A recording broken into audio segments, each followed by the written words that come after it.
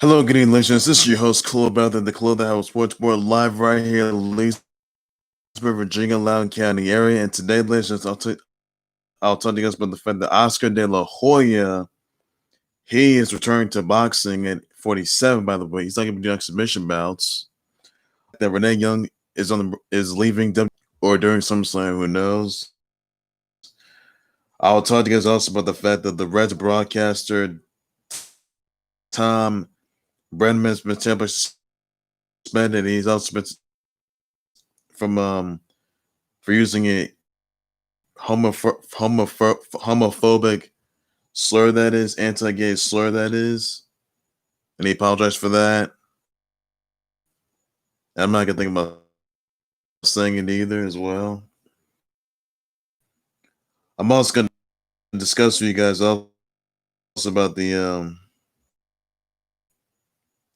fact that Anderson Silva is gonna take on Uriah Hall by the way on the Halloween UFC fight night. Telling us also about the fact that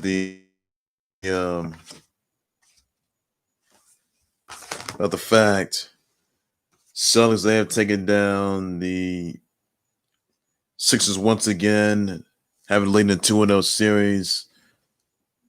Mavs defeating the Clips, they tied that up. Raptors are 2-0 now, and I'll tell you guys about the fact that the Jazz, they tied the series as well. And also the fact that Robert Kraft's the videos have been blocked, by the way. Also, AEW is gonna have 10 to 15 bits, and I'll tell you guys about that for sure. And I'll also tell you guys about the say brother wishes out to Walter, Demi Lovato, and also Battletoads 2020 is out right now, by the way. And also we'll get you guys also about the fact that's the latest on Sonya Deville, by the way. So what happened to her on last Sunday. By the way, the fact that she filed an injunction, by the way. And that's all the news I will have for today, everybody, on that note. So that's all there is to it. First things first, I'm going to talk to you guys about the fact that Oscar De La Hoya is coming out of retirement at 47 to get back to the boxing ring. He's not going to be doing exhibition bouts, but I can tell you that right now. So yes, Oscar De La Hoya is coming back to the boxing ring, much like Mike Tyson is and Roy Jones Jr. are. They said their fight's going to be November 28th, by the way. So it'll be next month, but they moved that to November 20th on Thanksgiving week. So on the other side, you got Oscar De La Hoya. He's coming out of retirement as well. But he's not going to be doing an exhibition bout. But who do you think is going to face Oscar De La Hoya? Who would that be? That's the real question that's going to remain right there. And I hope, and I know a lot of you guys are wondering, why is Oscar De La Hoya coming out of retirement at 47, you know? Question going to who's going to want to face? So that's the question a lot of you guys want to know, and a lot of you guys are really into that. So that's all you guys are. I can tell you that. That's all you need to know right there, everybody, on that note. Also, some other news I want to address here, by the way, that let's see. Anderson Spider Silva is going to take on Uriah Hall on Halloween on the UFC Fight Night card. That's the best news yet. And that right there says it all. So it is amazing. I can see that. But, you know, history won't repeat itself, though. It says it all right there. But that's all there is you need to know on that. So Anderson Spider Silva, he's coming. He's facing Uriah Hall, UFC Fight Night, Halloween, by the way. So a live pay-per-view. So it'll be a good one, by the way. It's a really good one. So nothing more to it for that. And others I want to point out, by the way, Kevin Johnson has been hospitalized after suffering a laceration to his liver when a teammate fell on him during practice. By the way, he had an abdominal injury and expected to be in the hospital for another day of observation. I want some of thoughts prayers out to him, his teammates, his family members, and his fans of this horrific incident, horrific situation that Kevin Johnson's in. Wish speed recovery, by the way, so he goes through it though. So wish speed recovery. And I also want to point out, by the way, that Georgia State quarterback Michael Kalasu, he has been diagnosed with a heart condition,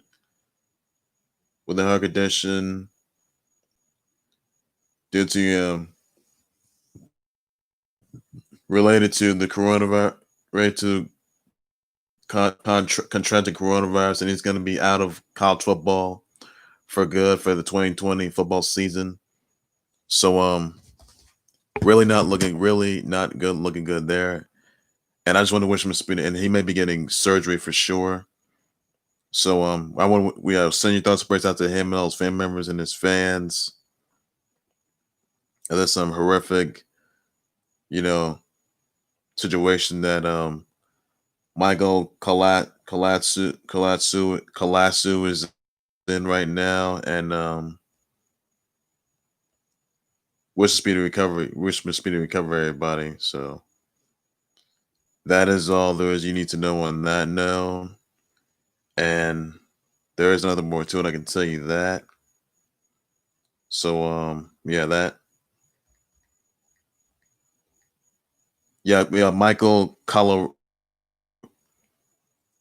Calasurdo, that is, he's been diagnosed with a heart condition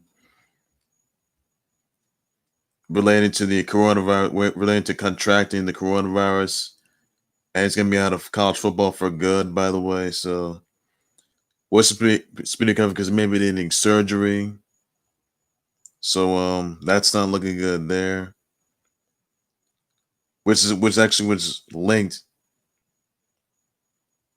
Which is a result of contracting the coronavirus, and he's not going to be playing college football this season. So really not looking good there. Send your thoughts, prayers out to him, his family members, and his fans of this horrific situation that he's in right now. So keep him in your prayers, everybody. Please do so, everybody. So that's all you need to do for now, and that's all there is you need to. Also, some other news I want to point out, by the way, that want to address you guys about the fact that the Reds broadcaster, Tom Brenneman, was suspended for using an anti-gay or homophobic slur. But he apologized. This is during the Fox Sports Ohio, after Fox Sports Ohio returned from commercial break before the before the seventh inning, by the way, of the Reds versus Royals doubleheader, by the way. Fox Sports, they have released Tom Brenneman on the NFL broadcasting team after he used that homophobic slur yesterday, and they say the language was abhorrent, unacceptable, and not representative of the values of Fox Sports, by the way. So he's been suspended from Reds games. It was horrific. Reds say it was horrific, homophobic, and a bad remark. So really, his career is definitely over for him. They took him off of the broadcast, and he handed the alternate duties to Jim Day, and he's off of Fox Sports NFL for good broadcasting team. So really not looking good there. So that's something you don't want to use right there. Now, that right there did not sit well with anybody. The Reds or the Fox Sports football NFL broadcast team, and they kicked him out. They kicked out Tom Brenneman out. So really not looking good there for him. So he got to come into him. That's all there is for that. It's really been a mistake there. I can tell you that. Really been a mistake from him. So they just kicked him out. That's what they did. Also, other news I want to address here, by the way, that the Celtics they took down the Sixers once again in game 2, 120 to 104. Jace Tatum had 33 points, 5 rebounds, and 5 assists. Kemba Walker had 22 points, 4 rebounds, 2 assists. Jaylen Brown had 20 points, 5 rebounds, and 1 assist. Joel Embiid at 34 points, 10 rebounds, and 3 assists in this game. The Mavericks have taken down the Clippers 127 to 114. That game is tied. Kristaps Porzingis had 23 points, 7 rebounds, and 1 block. Luka Doncic had 28 points, 8 rebounds, 7 assists. Kawhi Leonard had 35 points, 10 rebounds, and 2 assists. Paul George had 14 points, 10 rebounds, 2 assists. Lou Williams had 23 points, 4 rebounds, and 7 assists. So that game can be tied up all the way, I'll tell you that much. So Raptors, they took down the Nets yet again. Leading 2-0 series. They beat them 104 to 99. Pascal Siakam at 19 points, 6 rebounds, 3 assists. Kyle Lowry at 21 points, 9 rebounds, 3 assists. Fred VanVleet had 24 points, 5 rebounds, and 10 assists in that game. J.R. Nets had 14 points, 15 rebounds. The Jazz have tied up the series and they beat the Nuggets in game 2, 124 to 105. Nikola Jokic had 28 points, 11 rebounds, and 6 assists. Michael Porter Jr. had 28 points, 6 rebounds, and 1 block. Donovan Mitchell had 30 points, 1 rebound, 8 assists, and Rudy Gobert had 19 points, 7 rebounds, and 3 assists in that game. So obviously, these are really good games. I can tell you that much. As far as tonight goes, you got the Lakers taking on the Blazers in that game, and that's going to be in. Lakers, they got to get together. They got to tie that series to get together because they can't lose any more games. So pressure's on them. I can tell you that pressure's going to be on them. I just hope for once they get it together and not lose touch. That's what they really need to do right there. So I'm obviously not sitting with anybody. I can tell you that. And yeah, it doesn't look good. Other things I want to point out here. Well, a little bit of some breaking news here. The Chiefs, they decided to ban fans from wearing headdresses, using American native Indian face paint, by the way. And they have decided to have the arrow chop, the arrowhead chop, and the what is it? Yeah, I think it's the arrowhead chop.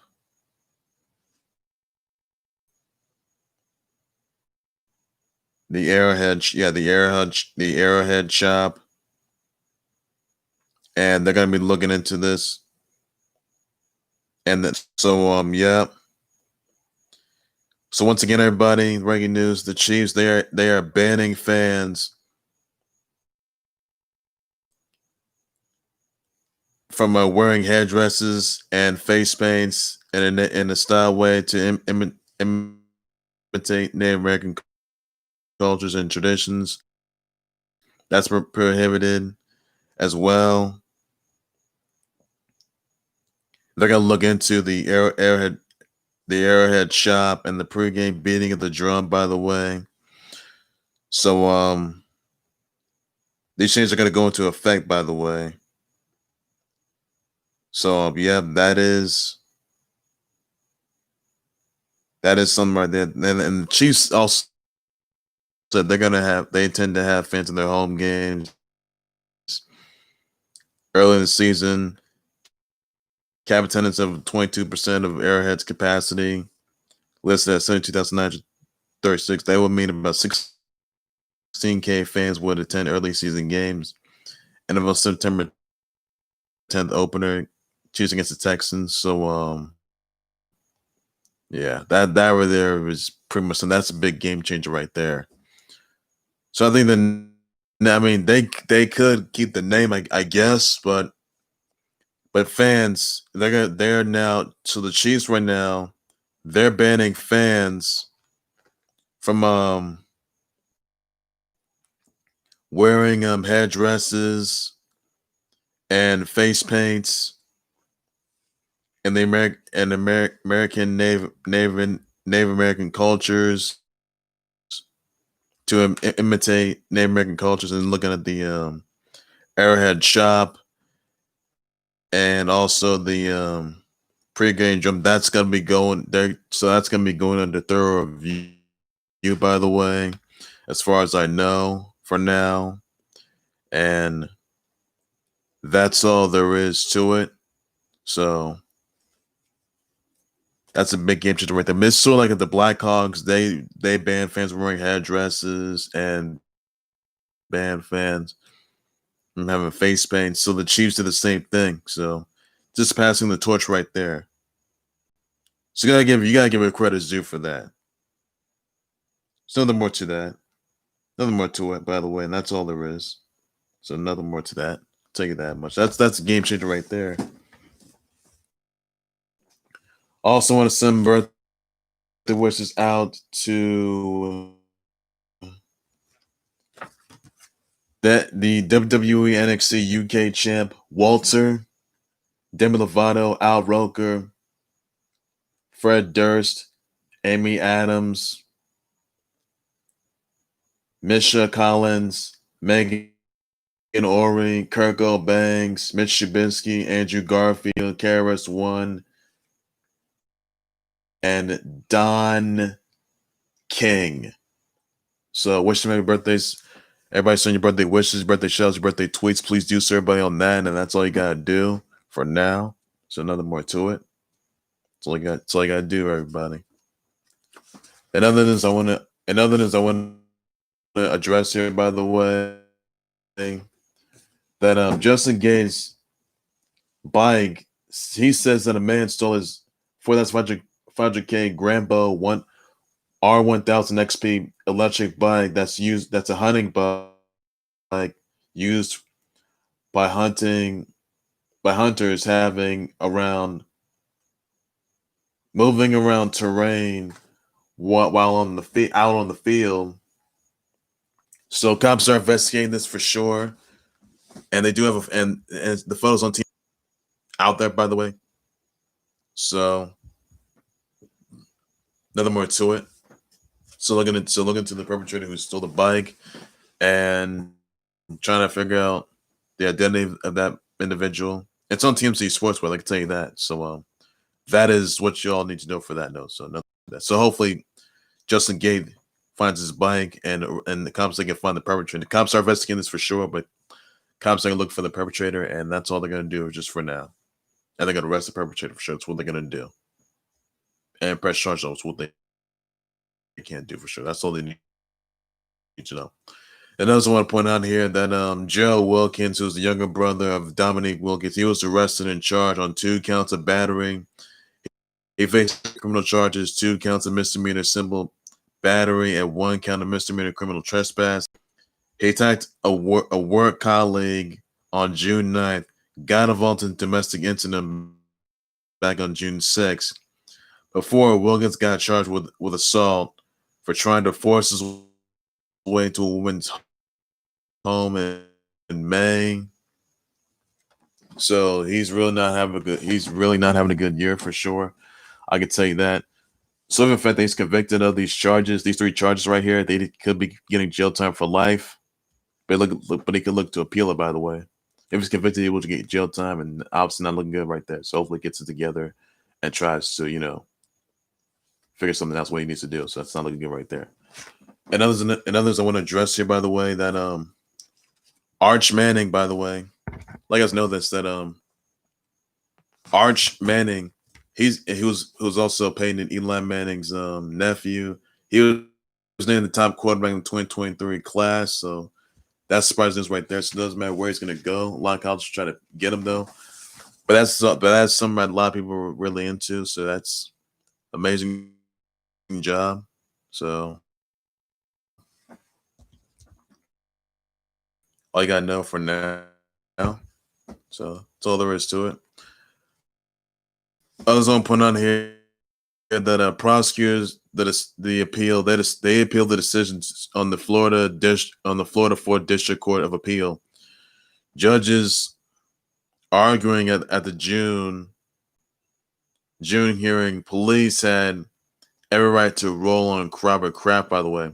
Judges sided with Kraft, saying cops messed up in the way they were recording video inside the spa and the Organization Day Spa. Judges say Kraft and the others were received legitimate non-sexual massages and a right to privacy inside the facility. Officers didn't do enough in their surveillance protecting those innocent people inside the Organization Day Spa getting legal massages. The footage is blocked for good. Now Robert Kraft last year, back in February, was charged with soliciting another to commit prostitution and solicited a prostitute on 2 different occasions. So even though he was accused and then arrested for that, the footage was indeed blocked. I can tell you that, and it's gonna be blocked for quite a long time. So yeah, I don't think he's off the hook for good though. I can tell you that. But the footage is blocked for now, and that's all there is you need to know. So there's nothing more to say right there, everybody. Nothing more to that. And obviously, this is something that a lot of people, were wondering, were because it's gonna wait. And that's all there is to it just for now. And yeah. So there's a lot. So that is all you need to know for now. And well, change everything, I can tell you that. Also, some others I want to address. I want to talk to you guys about the latest on the Sonia Deville, on this stalking suspect who was arrested last week, by the way. So basically, right here that now this is in court documents here, by the way.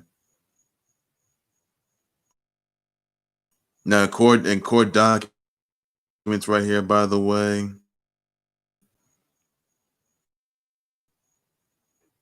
That Sonia Deville stood feet away from Philip Thomas, the man arrested who snuck out on Sonia Deville's property with intent to harm her and basically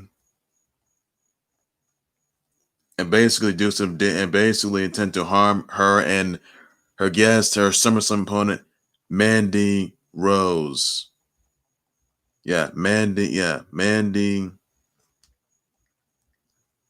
Mandy Rose for sure. I can tell you that right now.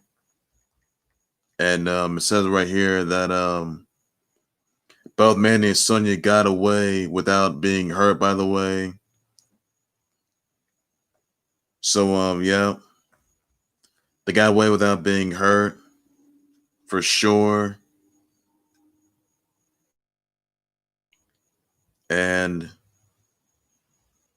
that's pretty much for sure. That's pretty much all there is. Now Sonya Deville said she stood feet away from Philip Thomas, who snuck into her property with intent to harm her and Mandy Rose, her SummerSlam opponent. They got away without being hurt. Now Sonya Deville filed regarding the incident at her home over the weekend involving Philip Thomas, who was arrested and charged, by the way, from South Carolina to Florida with plans to kidnap her. Now Sonya Deville went to bed around 1:15 a.m. while Mandy Rose slept in another room. The security alarm went off around 2:15 a.m. Showed a family room door open. She woke up. Sonya Deville will wake up her guest, son Mandy Rose, and went to check on the door. As she was ensuring the door was locked, Sonya Deville spotted Philip Thomas II on her back porch and screamed, "What are you doing? What do you want?" Instead of responding, though, Philip Thomas will walk towards Sonya Deville, and she says, "This is when I realized this person was not here to rob me. He was there to hurt me." Now she wrote this. Now Sonya Deville was in the petition. They got out of the house, and Sonya Deville pulled up video footage on her phone from security cameras showing Thomas followed her into the house, but thought she ran upstairs, giving them enough time to escape. Now, once she learned the identity of Philip Thomas, the stalker from the police, Sonya Deville says she looked for his social media accounts and found a Twitter page without a profile photo that seemed similar to his public page. Last message said he found her address, which was included in the tweet. The sender, Philip Thomas, threatened to decapitate or go after Sonya Deville's friends, relatives by name, and other messages. Well described sex acts. One message included a picture of his crotch. Ridiculous. So basically, Philip Thomas admitted that his intention was to take Sonya Deville by hostage by spraying her with pepper spraying her, binding her hands with zip ties, wrapping duct tape around her arms. He stated that he intended to keep Sonya Deville hostage, preventing her from attending a planned event scheduled for the following week, which will be SummerSlam, by the way. That he was not going to leave her residence without her answering all of his questions. Now SummerSlam, Mandy Rose, Sonya Deville going to be in a hair versus hair match this coming Sunday at SummerSlam. Sonya Deville's hammering request for a temporary injunction against stalking violence was granted to her. So Philip Thomas was arrested and charged of armed kidnapping, aggravated stalking, armed burglary of a dwelling, criminal mischief, trespassing, which is a misdemeanor. And then a hearing on the prosecution motion to prevent Thomas's release on bail scheduled for today. So if Philip Thomas is convicted of these charges, he will get jail time for good. And that is all there is to you need to know just for now. And apparently, This did not look good for anybody. I can tell you that right now. So that's all there is you need to know on that. And others I want to address here, by the way, Renee Young, she's leaving WWE for good.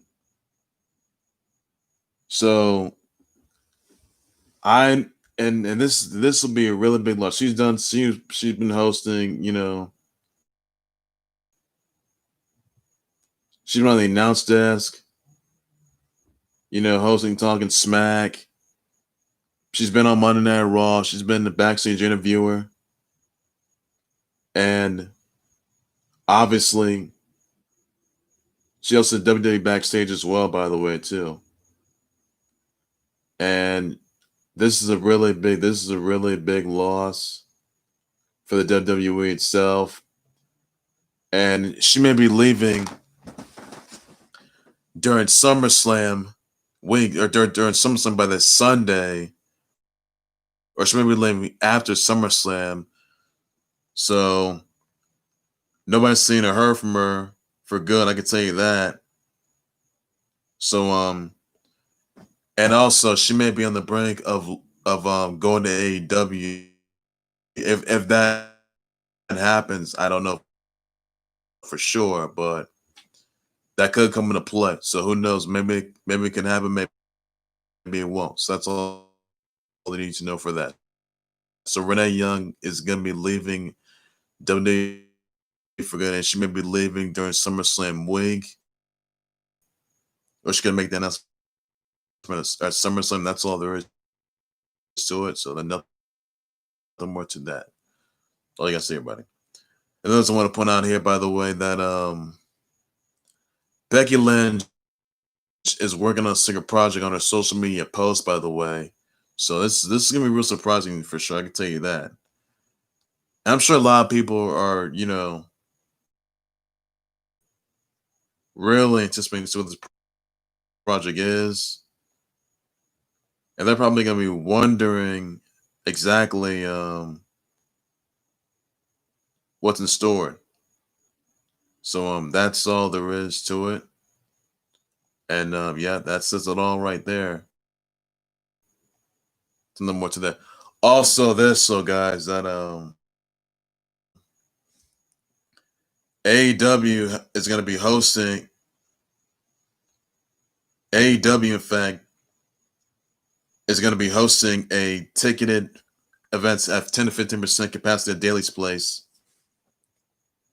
Says right here that it's going to be, ticketed crowds 10 to 50% capacity for its live events at open air Daly Place in Jacksonville. So that's going to be starting September. That's going to be starting on August 27th next week. Remember the entry to live audience to AEW shows in compliance with the state local regulations of the CDC guidelines. There will be distance seating pods are going to be available for sale in groups of 2, 3, 4, and 6 around the outdoors. For taking the show on August 27th, 10% capacity are permitted. Safety protocols are followed meticulously. Crowd of 50% capacity are going to be permitted for all live events at Daly's Place. Sure, by the way. So tickets are going to go on sale tomorrow. awtickets.com and Ticketmaster.com. Tickets will be starting at $30, not including service charges or fees. Guests are going to be having a face mask and to isolate themselves, distance themselves from any person who is